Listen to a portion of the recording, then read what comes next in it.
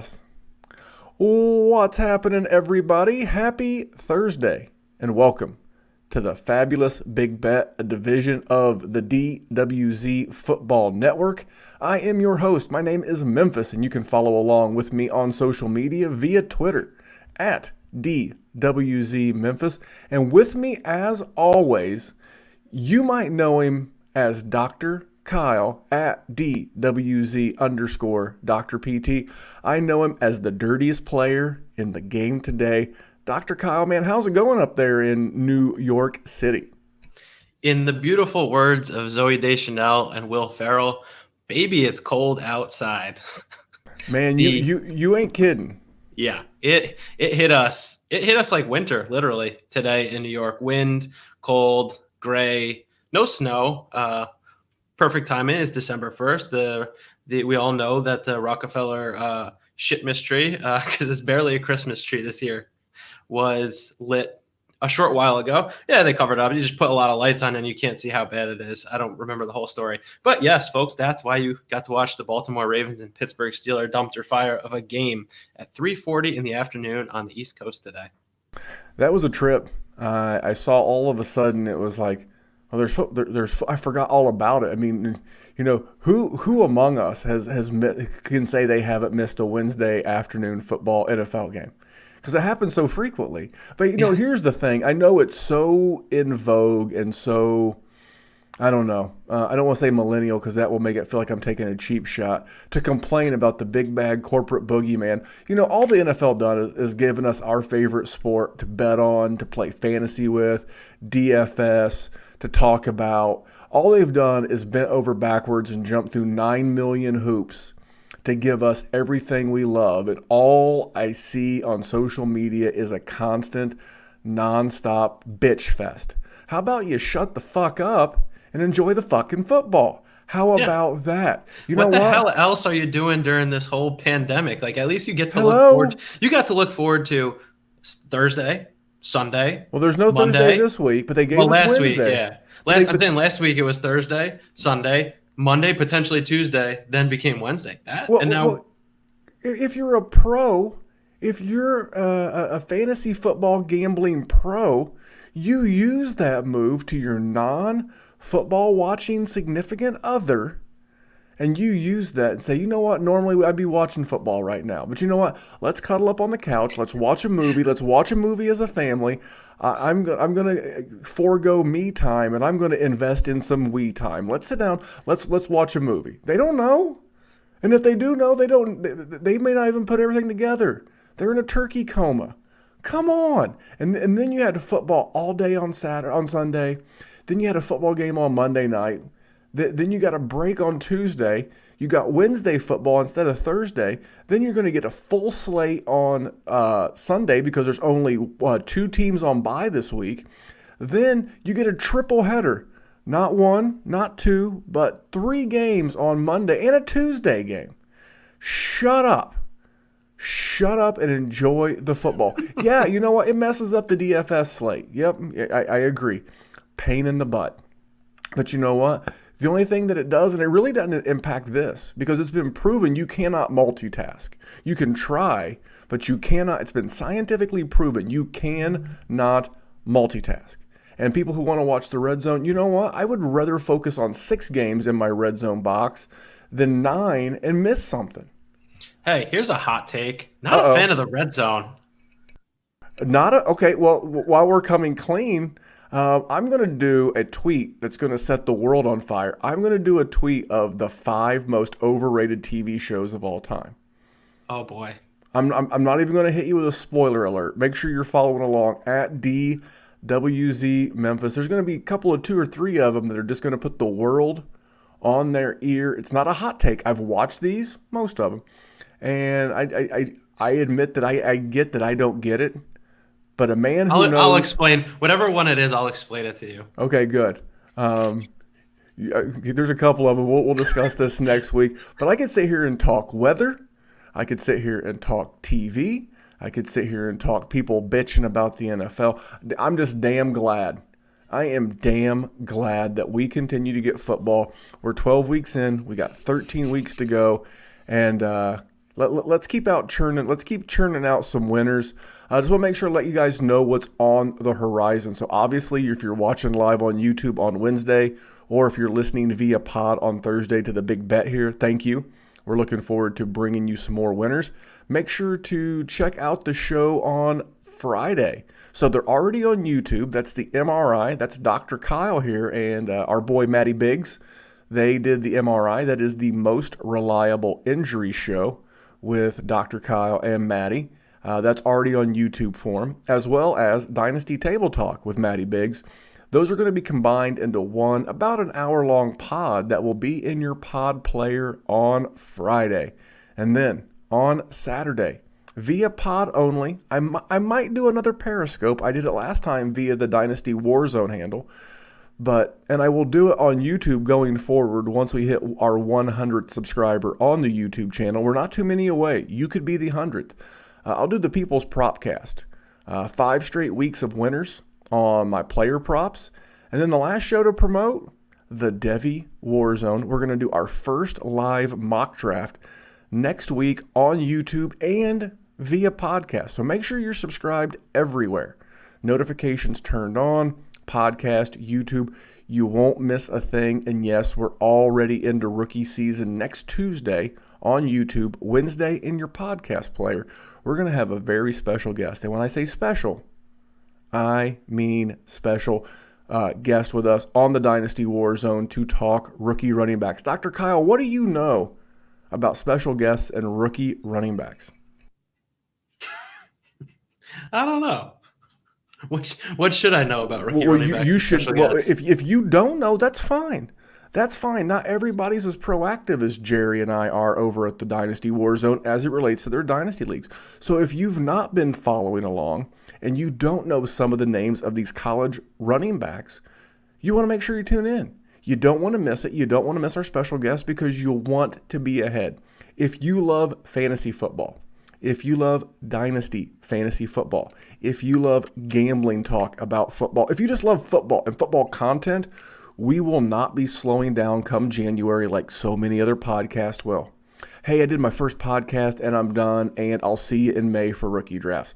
That doesn't happen here. That does not happen at the DWZ Football Network. We're going to still have 3 to 5 shows the entire off season. We're going to talk about orphans in dynasty leagues. We're going to talk startups. You and I, Buckaroo, we're going to be talking about next year's future bets. We're going to be talking about season-long player props. We're still going to have a Dynasty Warzones, the fabulous Big Bet once a month, even when football season's not going. Are you ready? Oh, I'm ready. I can't believe we're here already. I know. It's going to be awesome. You know, we're going to be talking a lot of player props and NFL draft props. Like I said, we'll hit you with some content once a month here on the Fabulous Big Bet. And if you want to help us, the easiest, what's the freest way, Dr. Kyle? Freest way to help us? Review us for free. Review us for free on iTunes or whatever platform that you listen to will allow you to do it. If you do it for the Dynasty Warzone and you want us to cover a trade, just put it in the comments. I'll do it. And you know what? I'm going to read a review that we got last week. I don't do it a lot, but what the hell? Let's do one. And it says, the additions that Memphis is doing to create a tremendous network and starting with a sports betting thing. He did this 4 weeks ago and loves listening to the Big Bet. That means he must like you a little bit. He at least doesn't hate me, and I'll take that in this day and age where everybody's hating everything. Yeah, sometimes it's okay to be neutral. Yeah. And love the content, and it's helped me starting to create my own thoughts and learning the ins and outs of sports betting. So we're helping people. Love what's going on at the DWZ network, and that's from Coach Alex 5. I said this on the Dynasty Warzone show on Wednesday via the podcast, and I'll say it again now. Coach Alex, you sweet son of a bitch, thank you for this 5-star review, and we would love to cover your review here on the Big Bet or on the Dynasty Warzone or on Table Talk, because we want to give feedback to Maddie and Dr. Kyle and all the things that we're doing. So you can hit us up on Twitter at Dynasty Warzone or at DWZ Memphis or at DWZ_Dr. PT. And if you don't do social media, you can email me. You can email us at, the email address is pretty simple. It's dynastywarzone@gmail. So check us out. You can find us everywhere, Instagram, Twitter, and that's enough promoting and chatting up about nonsense like the weather and television shows. Dr. Kyle, let's talk football. A little football. A little football. The foosball, as they say in it's a the water boy. Ball. It's the foosball. Little foosball. Mama said the devil played a foosball. So let's talk about the foosball. Let's talk a little gambling. All right, Montana. How did your week go? I can tell you that the player props, which I'll cover on Saturday, were a lot better to me than the action here with the sides and total. So how'd you do? Give me a quick recap here. So again, a net positive. I don't always recap like my units and exactly what I won and lost. I just know that the dollars before the week was less than the dollars coming out of the week, which is always nice. But things I discussed last week, I'll start off with my big bet because that's also something, as a talking point for people to think about going forward. So my big bet was the Buffalo Bills were laying 5.5 at home against the Los Angeles Chargers. And I know a lot of people were on the Chargers this week and they had every right to be, and they were in that game. But they weren't. The Bills did everything they could to hand the Chargers the ball back in the fourth quarter. 3 turnovers. I think it was 2 from Josh Allen and 1 from Devin Singletary. And Anthony Lynn couldn't coach himself out of a paper bag. My heart was racing. I was watching that one. That's one where I wish I just found out the end result, because if you were watching, you saw what a 4th and 27 Hail Mary from Herbert. That dude, he is going to be good for a long time because the composure he has, there's probably not a throw he already doesn't think he can make in a position he can be in and succeed. I know I'm digressing a little bit, but my point here is that the Bills ended up winning by 10. But it very easily could have only been 3. It also could have been a bunch of other things based on how that fourth quarter went specifically. And Memphis will talk about, I think his big bet was the over-under. I'll just go ahead and I'll mix it in. Yeah, that was one of my losses. That was one of my big bet. I had the over 50. No, the closing line was 51. Now, when I talked about it on the show last week, it was 53. It dropped to 51. Now, had the Chargers managed to get that last touchdown into the end zone, then it would have created a push for a lot of people. I wouldn't. I'm not going to sit here and pretend like, it was a bat. It wasn't. What really confounded me, and I'm going to get into this later as I'm going into what I'm looking to wager on this week. I'll even go ahead and kind of mix this into what I learned today. If you look at the over-unders, this week, the totals, they are surprisingly low. There are huge points being laid by teams. I know that the Chiefs are laying 14 to 14.5. Depends on where you see the number. You should be seeing it at mybookie.ag. You know what I'm talking about. But there are some crazy numbers this week. So I learned that these crazy, wacky mega totals aren't running up at 55, 56, 57 anymore. Even in the dome games aren't really running them up like that. So I didn't mean to cut you off. What else did you did you find from a quick action standpoint? Well, I'm going to talk about maybe not so much what I learned. I guess it is what I learned, but what I want you to think about going forward in a game where it looks like, if you just look at the box score in that game, at the end of the game, like, the Bills covered by 4.5 points, at least that line actually, I think, moved towards the Chargers. I think it was closed at -4 on my bookie for the Bills, and I hit it again. But thinking about football in total points, as far as the difference goes, isn't like, maybe it's better to think about it, at least like think about a touchdown as 1 and a field goal as like 0.4 or a half almost.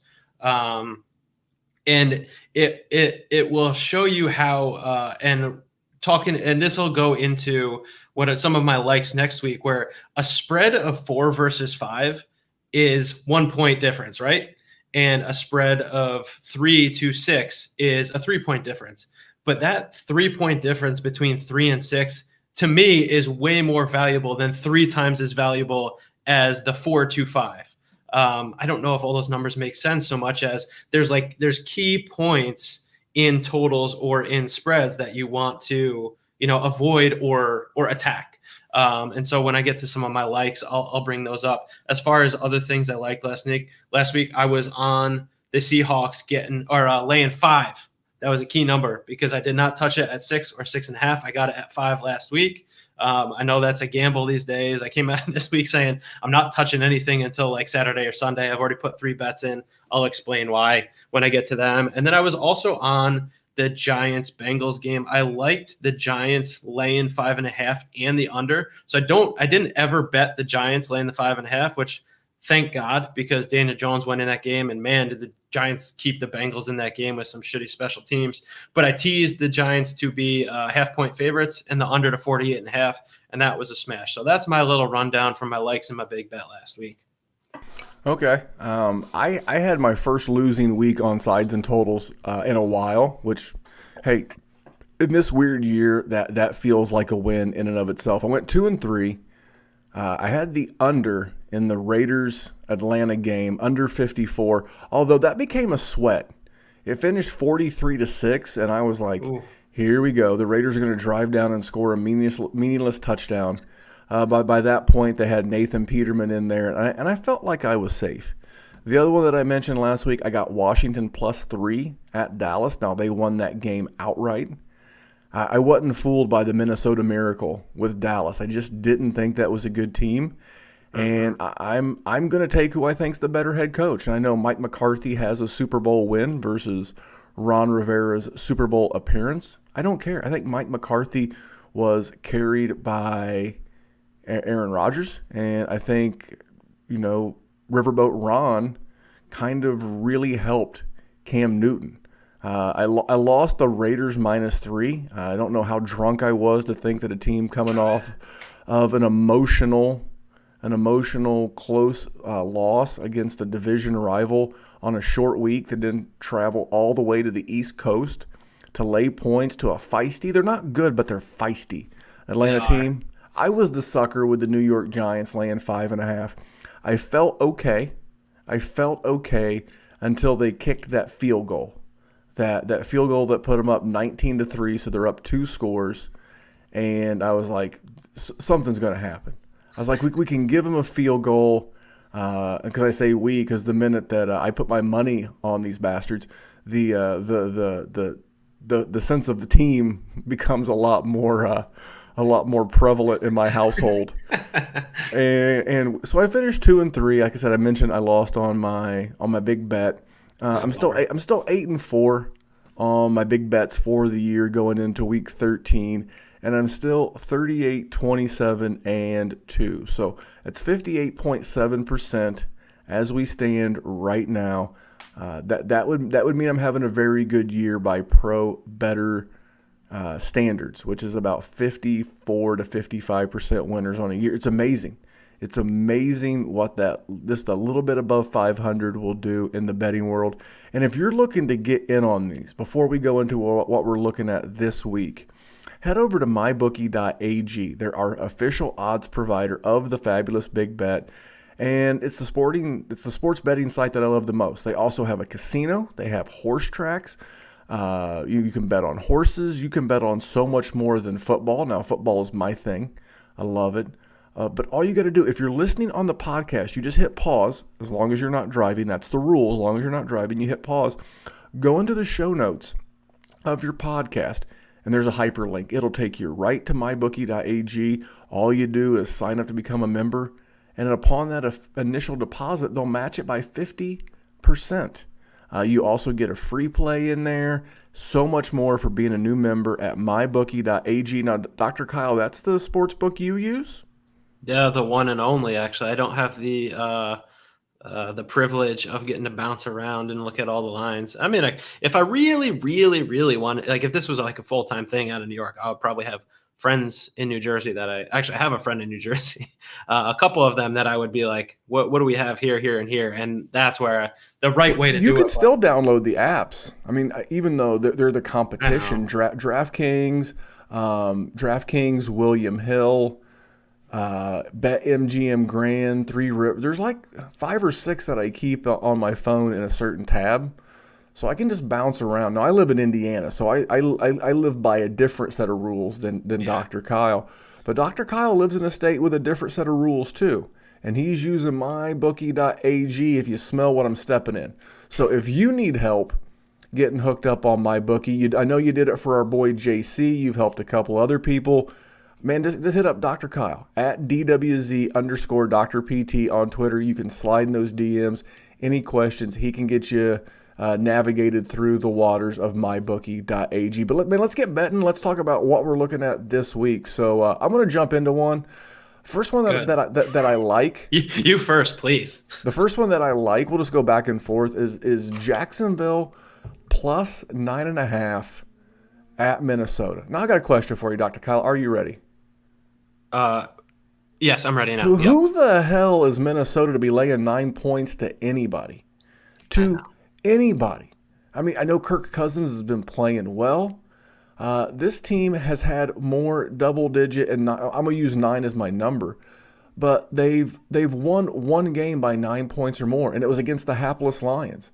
But this team's been blown out by Green Bay. They got blown out by Indy, and they got blown out by Atlanta. And here's the thing. The Jags may be bad, but Doug Marrone has these guys ready to play. Now, the Jags do have 5 losses of 10+, but in the recent games that I've seen, especially the game against Green Bay and most recently this game against Cleveland, they're feisty, man. They may not be winning, but they're playing with pride. So for me, I'm leaning toward Jacksonville plus 9.5. You did a very mediocre job earlier of describing, key numbers, but 9.5. If I were going to, I laid it out simply. I think you did fine. I'm busting your chops. But if I could get that number at 10. It's at 10 on my bookie right now, Memphis. Is it? Okay, so then it moved from this afternoon when I was doing my research. And that's the thing about lines. They move very, very quickly. Yep. And if I could get it at 10, maybe when we get done recording or when Dr. Kyle's talking about his first like, I might slide over and get down because 10's a key number. What's a key number? That's a number that you're likely to see a game. How many games have you seen in your lifetime that end 24-14, 27-17, 31-21? Other key numbers would include 3, 4, 7, 10, 11, 14, 17. These are all key numbers. So if I could get it at 10, which I just get ready to, I'm going to let Dr. Kyle talk about what do you think about Jacksonville Mini, and then give me your first. So it's actually funny you bring that game up because so me, JC, and Nick, we started. So any of the patrons want to jump in? We started a separate group chat just to talk the big bet or the DWZ bet stuff. Bet DWZ is what it'll be called. And so we were looking at the lines yesterday. We were talking about how we approach things and it just like shooting the shit. It was really good. I think it's just going to speed up everybody's learning curve. But anyway, I was looking at the lines Monday and yesterday in preparation for today, of course. And at that point, Jacksonville, Minnesota was -9, and the Jets Raiders was the Raiders are laying 7.5 traveling to New York. And I'm not one to, teams traveling from the West Coast to the East Coast for a 1:00 slate is not something I want to be on the West Coast team. That's how I was on the Bills over the Seahawks a few weeks ago, and the Chargers or the Bills over the Chargers this week.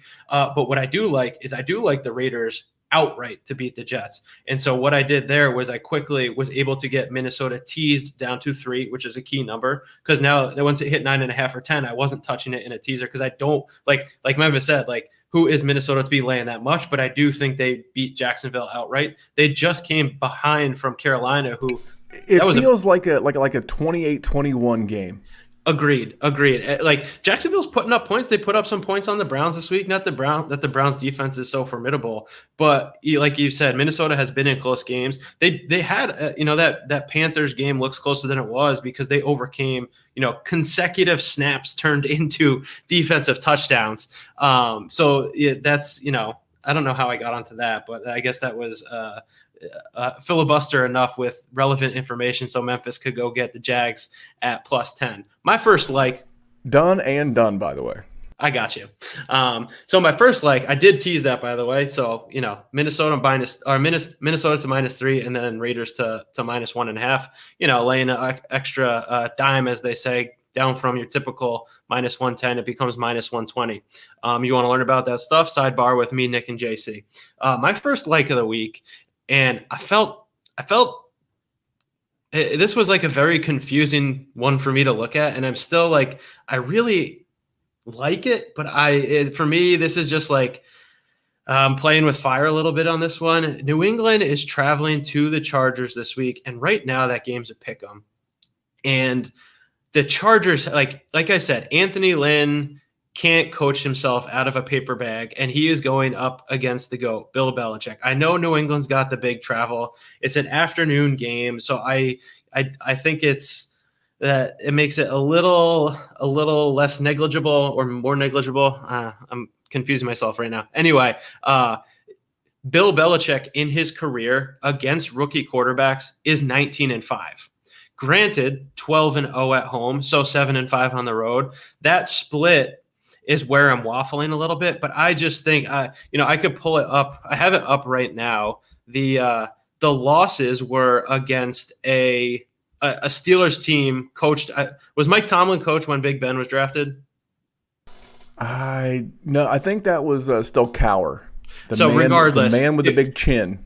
It was Ben Roethlisberger with a great coach. One of the other ones was actually, two of them were Jets quarterbacks. One was Mark Sanchez. The other was Geno Smith. I know the Mark Sanchez one. That's Jets team went, I believe, 13-3 or 14-2. So that was a great team. And then it was Colt McCoy. That one doesn't feel so good with the Browns. And then Russell Wilson, who went on to the Super Bowl that year. So two of those guys went on to the Super Bowl.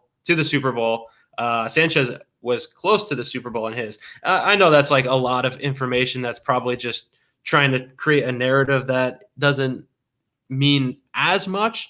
But I just can't imagine if Anthony Lynn was fired on Monday, I would probably be on the Chargers this week. But I just think the Chargers as a team, there's probably no energy left in that locker room. I don't think any of the players on that team believe in Anthony Lynn. For whatever reason, he's still there. Maybe they want to keep losing, just like the Jets want to keep losing to increase their draft capital.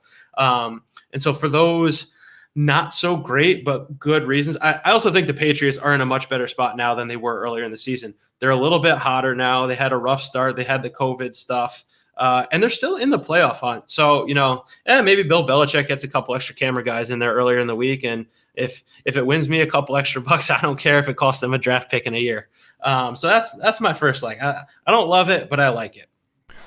All right. Well, let me hit you with my second one. I stay away from that game. The talent is on the Chargers side. The coaching is on the New England side. And so I'm not going to be on either side. Here's the next one. This one's a little if-then like. Are you ready then there, Dr. Kyle? I like it. I like the choose your own adventure. It is a choose your own adventure. Damn good call. Remember when you were a kid and you went to the book fair and you had like a 10 spot in your pocket? You were the man or the woman, depending on what you are. But it was different at that time, actually. There was no greater feeling than walking into a book fair with a couple extra bucks in your pocket, knowing you were getting ready to do the good work. But my second like is Cincinnati plus 11.5 at Miami. Now, who was Miami beat by margin with Tua? Nobody.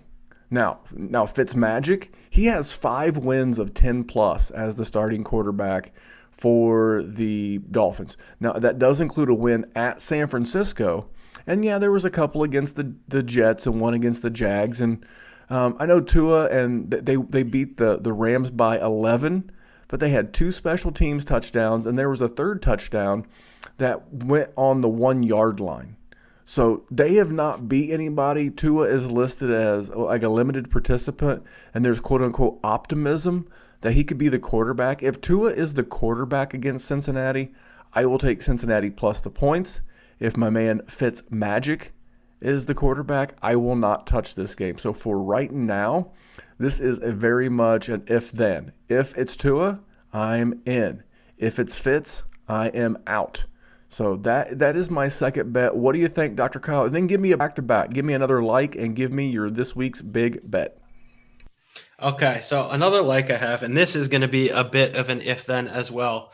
So we talked about already how the over-under numbers, the totals for this week, are all significantly lower than they have been in weeks past, especially the first 5 or 6 weeks where teams' totals were going over 50 regularly.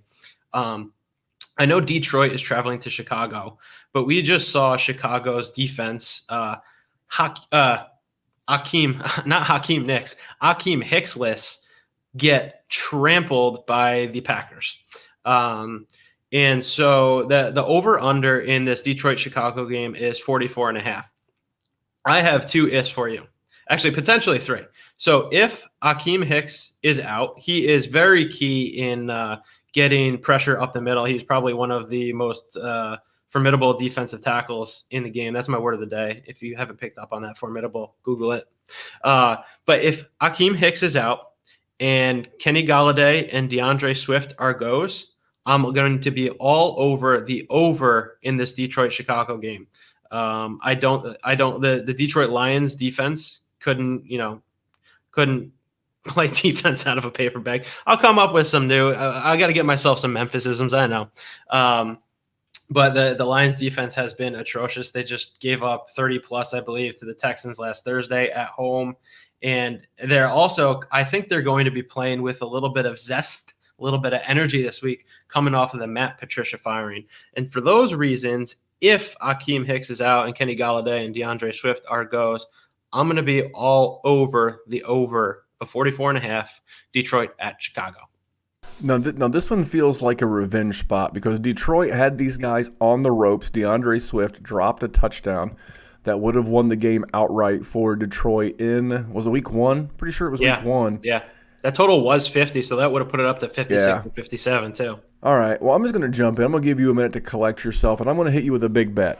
Surprise, surprise. I know you're stunned. I know I'm going with a total. So what matchup do you think has the highest total of the week? If you had to guess. You got Green Bay and Philly, you've got Denver and I know KC. I'm trying to think of some the Colts in Houston. Yeah. Is it Tennessee and Cleveland? You cheating bastard. It was. That's why they call you the dirtiest player in the game today. It is.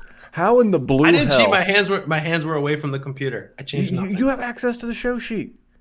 No, I don't use a show sheet. Come on. The highest total of the week, Cleveland Browns at the Tennessee Titans, 54 points. I was just floored by this. You got Arizona and LA, and it's just 54. And so I started to do some research. Both of these, people, the perception out there would be that, these are run-based teams, and that is very accurate.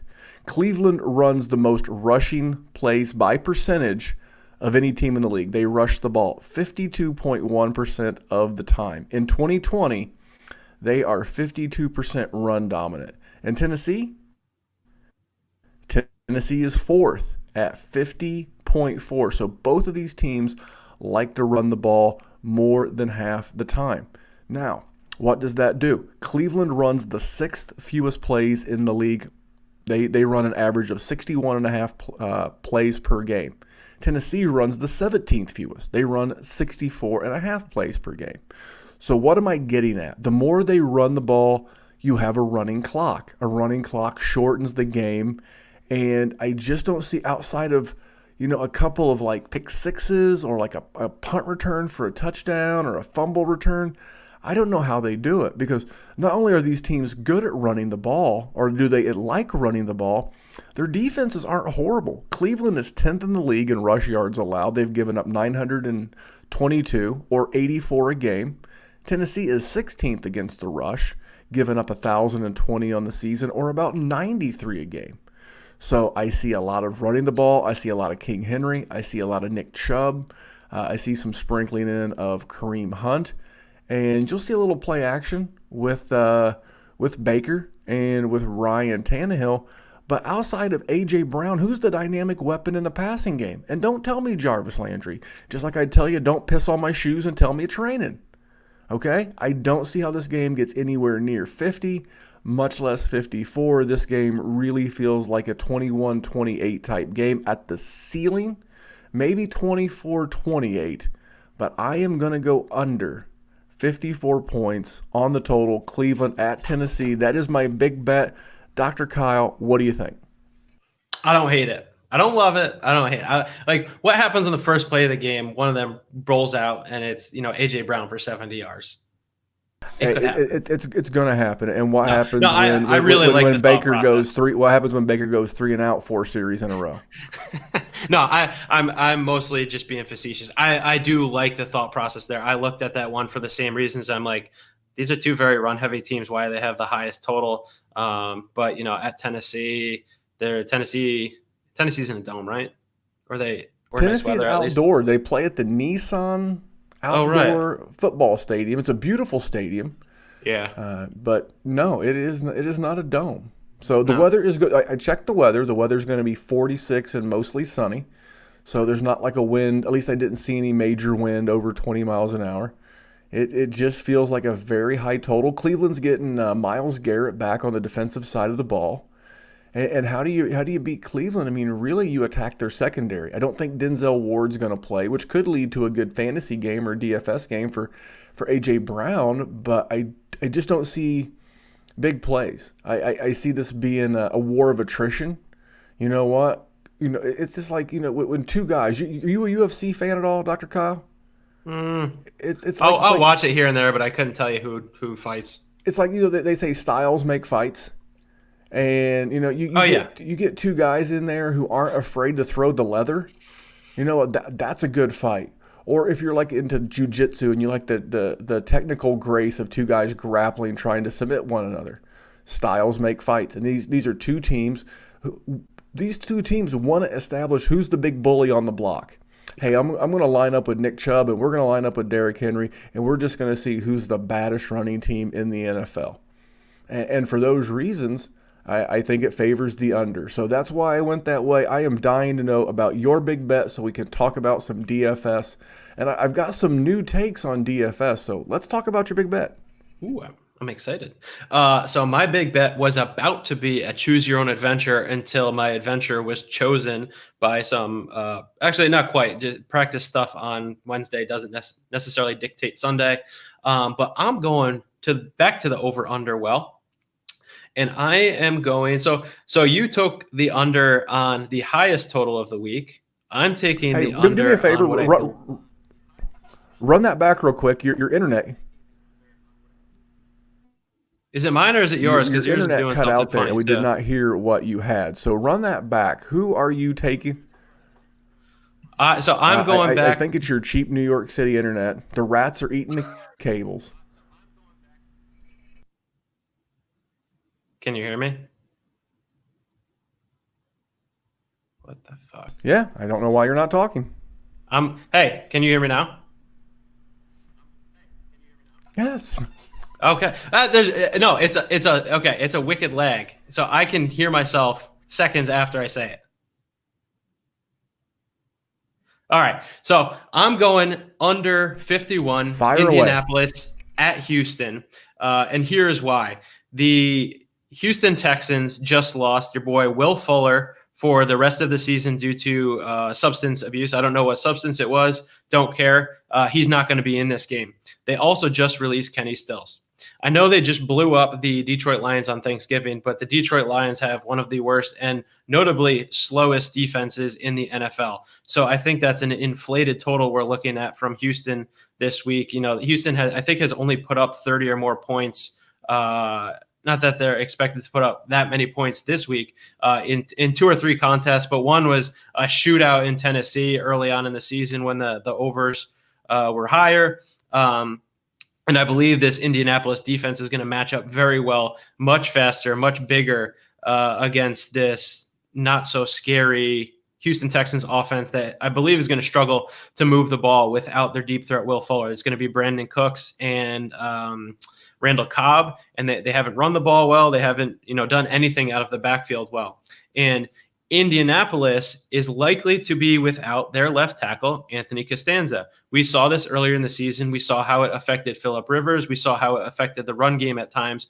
And so I know, if I'm taking Frank Reich 9 times out of 10 against Romeo Crennel as a coach. And since the Colts just lost to Tennessee, this is going to be very much more of a much-win game in division, coming off of a divisional loss. And for those reasons, if Costanza does not play, which I think right now it's leaning he's not because he sprained his MCL, I will be betting the under 51 Indianapolis at Houston.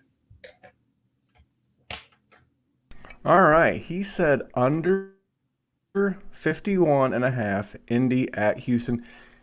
Indy's weird. Indy could score 17 points or they could score 31 points. It's the good thing is you don't have to worry. We always have to worry. You don't have to worry as much about a defensive touchdown with Houston because Deshaun Watson hasn't turned the ball over in like 6 straight games. So Right. I am certainly a fan of what they've got going on there with the Houston Texans, although I will be rooting for the Indianapolis Colts.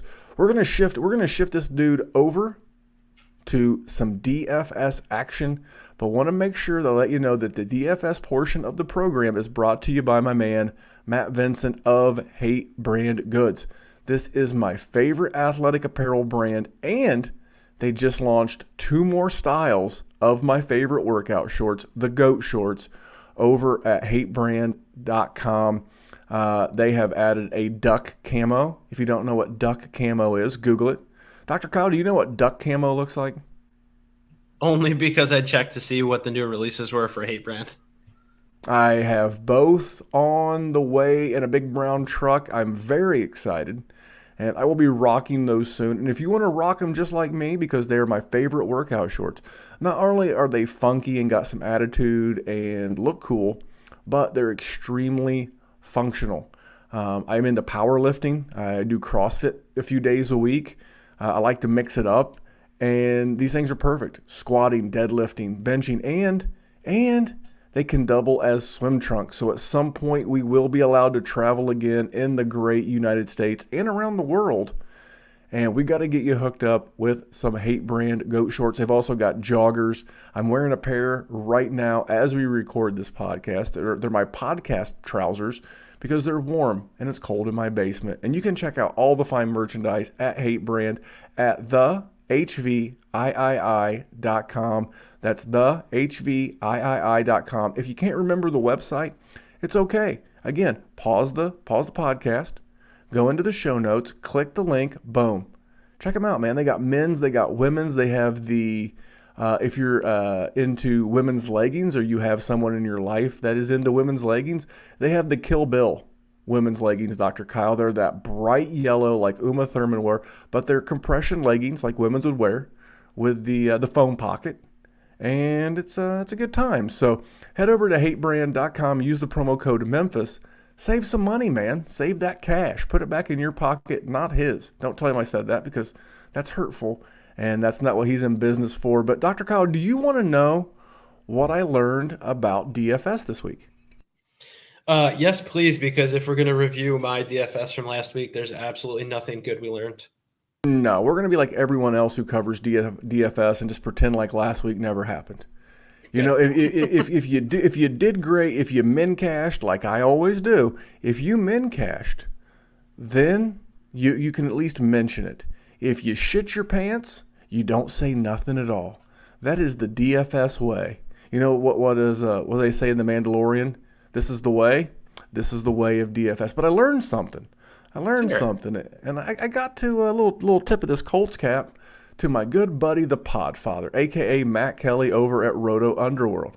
Now, he said, and I'm doing some research because you just can't take someone's word for it. He's an established dude, but, doesn't mean he's always right. But allegedly, you played tournaments on DraftKings and you play cash games on FanDuel. Remember about 2-3 weeks ago when I said that playing tournaments on FanDuel was like the lottery? He said the exact same thing. And I was like, son of a bitch. I knew it.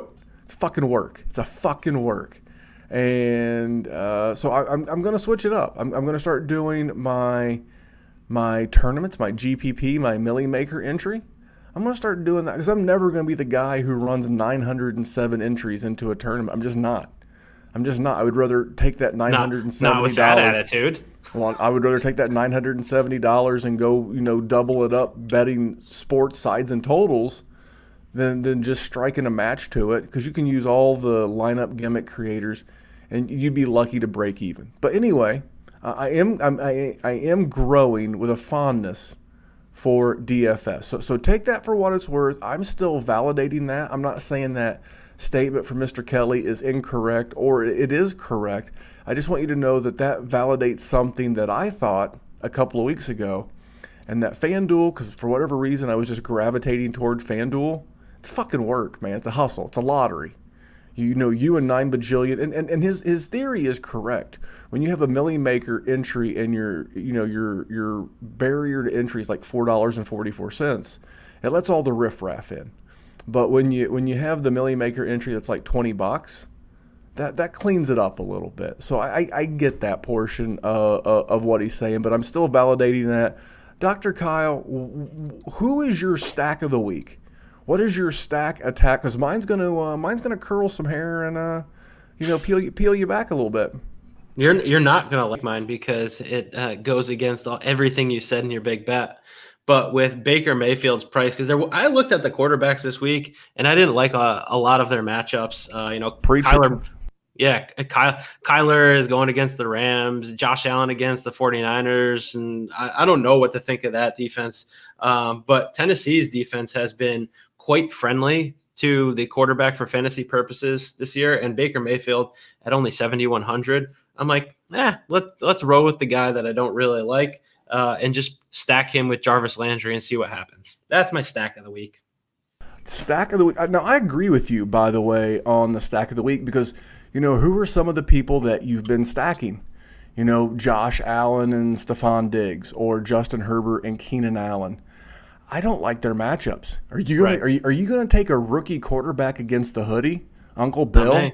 And you're going to take Stephon Gilmore is a shadow corner. I'm not saying he's going to limit, Keenan Allen. He's still going to get his targets, but I'm not going to run up against that. We just saw what the 49ers did to, the Rams offense. It's weird. The 49ers, a couple of weeks ago, the Dolphins hung a 43 or 47 spot on them, but then they just beat the brakes off of other teams. So I don't want to run up against that in a tournament. So mine's going to blow you away, but mine's Jared Goff and Cooper Kupp. And I know what you're thinking, but Jared Goff has not looked great lately. You're right, and he didn't look great a couple of weeks ago when I backed him against the Seattle Seahawks. But if you look at that game more than just the box score, you'll realize that he threw for like 325 yards. They just rushed in 3 touchdowns because he had 3 plays, one from the 4, one from the 1, and another one from the 1 that, one went to every running back that week. It was just bad timing. It was just bad luck in a game that they won against a very good Seattle team. But if you go back over Jared Goff's career versus the Arizona Cardinals, he averages right at 300 yards a game. He averages about 2 touchdowns in a game and about half an interception over his career with Sean McVay as the head coach. I did not pull the stats from his rookie year with the mustache with Jeff Fisher. I did not do that. And last year, you'll just be disappointed. It would just go 8-8. But I looked at Goff last year versus the Cardinals, and he had over almost 800 yards passing and 7 touchdowns in 2 games against them last year. He had like 364 and change and 3 and then 404 or something like that. I know the totals are almost 800 yards passing and 7 touchdowns. This is a great matchup. Again, I know I'm playing with fire because they could get inside the 10 and look to run the ball with Akers or Henderson or Brown. I know that, but I like this, especially at the cost, because it allowed me to move up other places. So I tried to go with a double stack. I couldn't ever since this year, because last year they were the honey hole for the tight end position. This year it's not been the same, because initially my initial thought was, how do I get a Goff, Kupp, Higbee stack? But I couldn't do it. I couldn't figure out how to get that stack in there. So right now I'm just going with a small stack of just Kupp and Goff. I know it sounds crazy, but Dr. Kyle, I want to know, who is your high dollar honey hole? Who are you going to? It's going to cost you a few bucks, but who are you looking to add in your lineup? Big name, big price. What you got? Dalvin Cook. as chalky as they come as running backs. He, Well, he's your high dollar because your chalky guy can't be both. I mean, I guess it can. It's your build, but well, let's just stick with him being your high dollar because he's the top of the mark on the running back position. Okay. So why Dalvin Cook? I'm with you. Yeah. Oh, I mean, so they're home, and this is assuming he's healthy. And like I liked him last week for the same reasons. And then he left that game with the injury, and I think they just played it safe with him the rest of the game. But at home against Jacksonville in a game where they should control the flow, they should be playing in a positive game script most of the game, and he's involved in the passing game. I just feel like he, maybe not value, but I just see the guaranteed volume there in a game that they should absolutely walk away with the win. Maybe not by 10, but I think they'll be, perhaps they get in a hole early, they'll come back out of it. And I think Dalvin Cook is going to be a key piece of that offense, as he generally is in the games they win. So that's my Cook spiel. I like Cook. My fear is there was a blurb on Roto World the other day about he's beat up. He had the ankle injury the other day, and he popped out. And at that price, I think he's like just over 10,000 on DraftKings. I couldn't do it. If I'm going to put a high dollar honey in my lineup this week, it's going to be Davante Adams. 6 straight games with a touchdown. We just watched DK Metcalf beat Darius Slay like he owed him money. He beat the brakes off that boy. And what makes me think with the volume that we know Aaron Rodgers is going to give Davante Adams that he's not going to do it again. I mean, they're literally, I'm like, this guy's like the wide receiver 2 or 3 in full point PPR, and he missed like 2.5 games. And he's right there on the heels of Tyreek Hill. So my high dollar honey is going to be Davante Adams, but I do want to take a minute to talk about Tyreek Hill. A lot of people are going to chase that 200 and some odd, 265 and 3 touchdowns and 13. Yeah. He's playing the Denver Broncos, and that may feel like a honey of a matchup for him, but it's not. In 8 games in his career, he's had 37 catches for 419 yards and 5 touchdowns. He averages about 5 catches for 40 yards and half a touchdown a game. For whatever reason, he's never had more than 75 yards in one game against the Denver Broncos. His high is 74. And when you get these teams with these big divisional matchups, it's why I was off Cooper Kupp last week. If you listen to the People's Propcast on Saturday, I mentioned I was off Cooper Kupp. Why? Because in 5 career games versus the 49ers, his previous high was 31 yards, which he beat this week with 41 yards. There's something about these divisional matchups where you see certain players over and over and over again. Now, could Tyreek Hill go out and have 150 and 2? You bet your ass he could, in the blink of an eye. But the history, the data tells me that this is not the week to be fooling around with Tyreek Hill. I would rather pay up for a Davante Adams than I would Tyreek Hill because he's going to be very expensive and he doesn't have the best matchup historically. So who is your chalk guy? Are you going back to Dalvin? Is there a different chalk guy? I'll choose a different one. I'll go to the tight end position. Dumpster fire of a position. Again, we don't get to touch Kelsey this week because, at least on FanDuel, he's not in the Millie Maker for whatever time that game is at. But TJ Hawkinson, I'm just going to pay up for the guy who's slowly moving his way up the, dynasty rankings as just a very reliable, consistent tight end. He's used in the red zone. The Bears haven't been good against the tight end, and they just gave up. They've given up points to a lot of teams this year. I know everybody talks about the Bears D, but I think if Akeem Hicks is out, this has all the makings of a higher scoring game than we might expect. And, just give me the chalk with tight ends. I hate trying to guess if Jonnu Smith is going to score a touchdown this week and then he lays a goose egg. If Gesicki is going to score a touchdown or it's a goose egg, like whoever it may be. I just feel like Hawkinson's as reliable as they come at this point, and it still allowed me to get some other guys in the other positions that I like this week. So he's my tight end chalk. I like it. I do want to apologize. Dalvin Cook's 9,500. I thought he was 10-1. I thought he was 10,100. He's actually 9,500 on DraftKings. Now, my chalk play of the week is going to be Austin Eckler at 7,100. I don't know how he is 7th on the overall price chart at Yeah. that price, coming off of 16 targets in DK's full point PPR Yeah. scoring format. And we just talked about, Keenan Allen's going to probably have a day with Stephon Gilmore. And, Herbert's going to continue to feed this guy.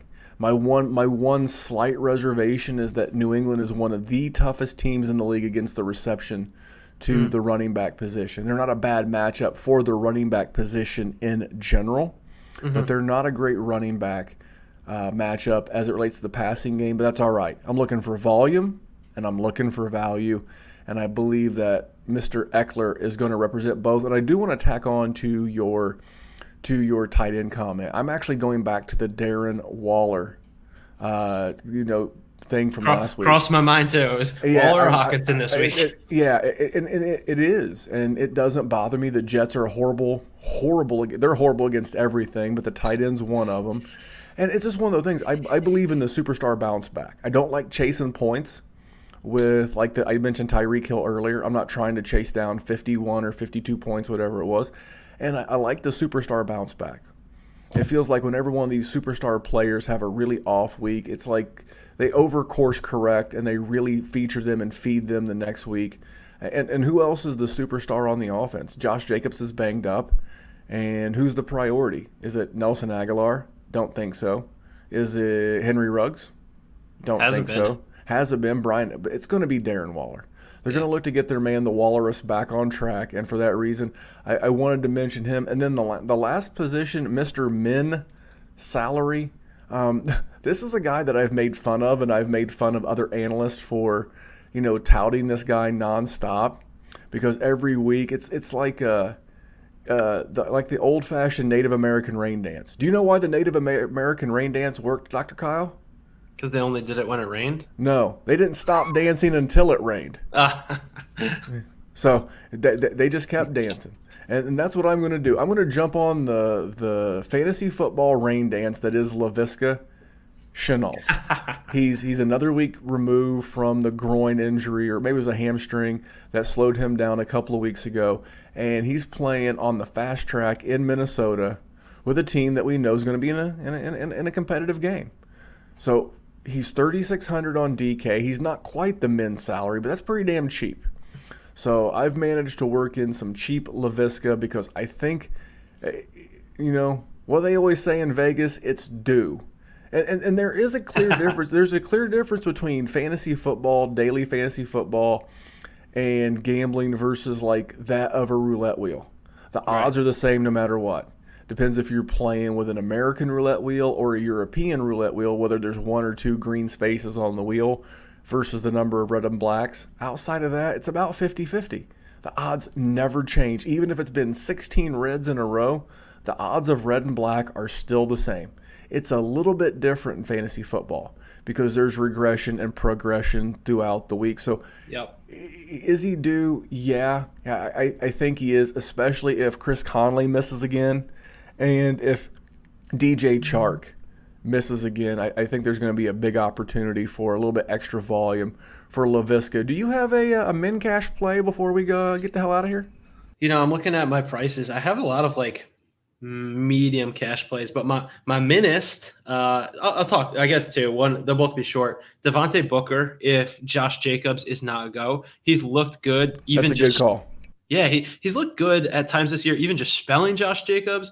I don't think he got a chance to really strut his stuff in that negative game script against the Falcons where Carr couldn't stop turning the ball over. I think we'll see I think back, it was either week 1 or week 2. The Raiders played the Panthers, and Memphis talked on here about how he thought the Raiders were going to get in, they're going to run the ball, they're going to barely win, and then they're going to get out. I feel like it's going to be the same thing here with the Jets, except I think the odds of them winning are much higher, and they'll win by more. And then a cheap kind of sneaky that defense play that I don't think a lot of teams or a lot of people will be on, and it's a crapshoot, but the Eagles at Green Bay. And part of this depends on if the center for the Packers doesn't play. Corey Linsley left that game with, I think, a significant knee injury. And if he doesn't go, I only watched the first half of the Eagles-Seahawks game, and that Eagles defensive line annoyed the shit out of Russell Wilson. I guess things were different in the second half, and I'm sure the Eagles defense got run down because the offense couldn't stay on the field for more than 3 or 4 plays at a time. But that's something to think about, where if Lindsley isn't a go and they are not able to keep Rodgers healthy in the pocket, that the Eagles defense could get to him a little bit. And the Green Bays have been a little bit Jekyll and Hyde this year. All right. Well, I'm gonna do you one. So I'm gonna throw you a defense on my way out. Are you ready? Do it. All right. I'm gonna go with the Seattle Seahawks. They lead since they've acquired Carlos Dunlap. They lead the league in sacks since that time. Now, if Dunlap's out, I may not like this as much, but at their current price of $3,300, I mean, that's toward the middle third. I mean, would I rather have them or the Rams? And I'm not going to pay up for the Raiders, who, again, are going all the way across country. They flew back from Atlanta to Las Vegas to then fly to New York City for another early game. You know, I would rather take my shot with the Seattle Seahawks playing a backup quarterback and Colt McCoy more than likely. I don't think we're going to see Dan Jones because of his hamstring. I mean, You're the doctor. I know you guys covered that on the MRI. Yeah, so I think Jones will be out this week. I think the last I read about Dunlap, Dunlap today, it sounds like the foot injury is not nearly as serious as they thought, and I think there's a chance he plays this week. So yeah, I think both. I think I will say this. You know, we can just keep filibustering and run this thing out all night. I know you're tired, so I'll just keep extending it. If Daniel Jones does play, or if Colt McCoy does play, I kind of like Wayne Gallman as a cheap PPR option, because normally the reason why Daniel Jones doesn't check down a lot as a QB is because he's mobile. He's not afraid to scoot and, pick up, why was Eli so good? Why is Phil Rivers so good? Tom Brady so good for the running back position? Because Justin Herbert. That guy is... Which he's the weird one. But his real yeah, you're right. He is, because he does move. But his real football IQ and his ability to go through reads, and like the second, like he's like, it's a blitz, boom, Eckler, boom, whoever it was, like I'm so impressed with his real football skill. Yeah, so Wayne Gallman is someone that I'm not going to be afraid to play as well. But Dr. Kyle, another good show. We continue to win. I'm winners for the week. We are looking at the game of DFS through a different lens, thanks to Mr. Kelly, and I'm gonna continue to report out on how my goings on DraftKings tournaments goes. I've never been a big cash game player anyway. If I'm playing a cash game, it's called betting a side or betting a total. But I like to at least have a finger on the pulse of what's going on in the DFS world.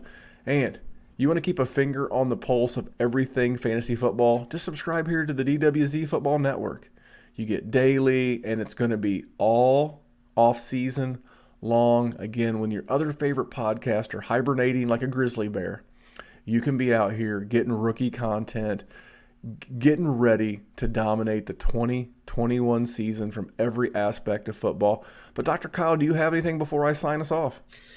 Stay classy, Iceland. Stay classy, Netherlands. Stay classy, Brazil. Stay classy, Australia. How about that? The number 2 fantasy podcast in Iceland. I love it. Are you kidding me? Made my day. Dude, I've been smiling like the cat that ate the canary all day long. It's been the best. All those wonderful countries. It's just awesome to know the game of football and the war zone is translating across so many countries. Thank you all for tuning in. And on behalf of that man, his name is Dr. Kyle. I know him better as the dirtiest player in the game today. I am Memphis. And remember, here at the Fabulous Big Bet, money won is twice as sweet as money earned. We'll be back here next week with more big bets, and I'll see you on Saturday with the People's Propcast. Thanks for tuning in, guys.